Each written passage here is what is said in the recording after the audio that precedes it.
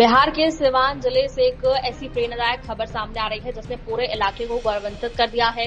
दौरांदा प्रखंड के दो सगी बहनों ने केंद्रीय औद्योगिक सुरक्षा बल यानी सीआईएसएफ के अधिकारी बनकर न सिर्फ अपने परिवार बल्कि पूरे जिले का नाम रोशन कर दिया है। उनकी सफलता पर गांव में जश्न का माहौल है और लोग उन्हें बधाई देने पहुंच रहे हैं।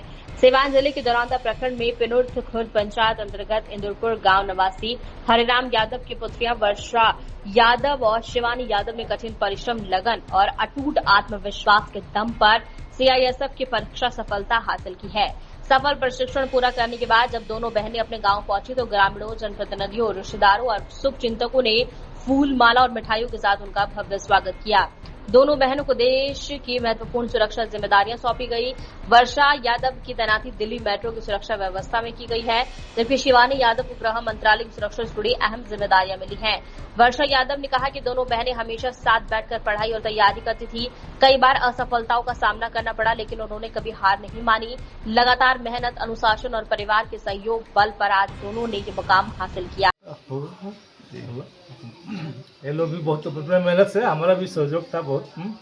ये लोग अपना से कोशिश बहुत किए, ऐसे बताने से आप पीछे से जो हर सपोर्ट था हम दिए, तुम लोग जो सपोर्ट मिलेगा देंगे, जिस तरह भी होगा तो सफलता भी है। पहले इसलिए बहुत धन्यवाद। कोलकाता में क्या करते थे सर? हम लोग का कारोबार दूध का कारोबार है वहाँ पर कोलकाता में पूरा बेटी को सपोर्ट किए हुए हैं। लोग बेटा को सपोर्ट करता है, बेटी को बोलता है घर पर बर्तन धोएगी महाराज। ये बात नहीं है, भूल है, सोच भूल है। अच्छा, थोड़ा सा चलते हैं। बहुत सा लोग हैं, बेटी जैसे ही जन्म लेती है तो एक बोझ बन के आती है कि दहेज देना पड़ेगा, ये देना पड़ेगा। स्कूल के क्या मतलब अब ये बात तो वो सोचा पहले की बात नहीं है।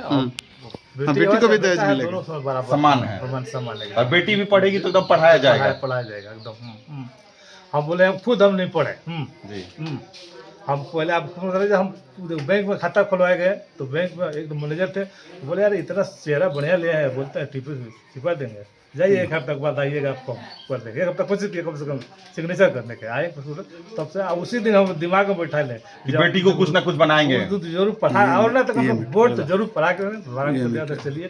सब निकल गए, सब कोई पांचों बेटे हमारे पांचों ग्रेजुएट कर लिए हैं। पूरा खुश हैं, बहुत खुश है। बांट रहा मोहन भी आप भी वर्दी में गांव पे कल पहुंचे हुए, लगातार लोगों को बधाई देने का तांता लग रहा है, कैसा लग रहा है? हमें बहुत अच्छा लग रहा है, ऐसा लग रहा है कि सपना पूरा हुआ है हमारा जी। सपना पूरा हुआ है जी।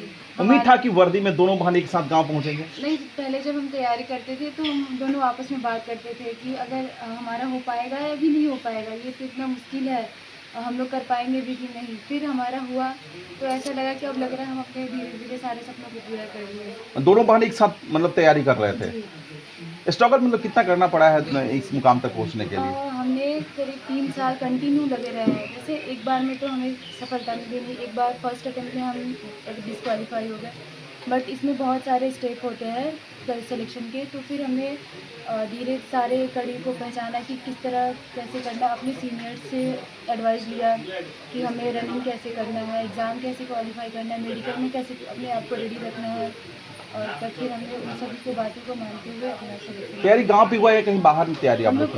कोलकाता में।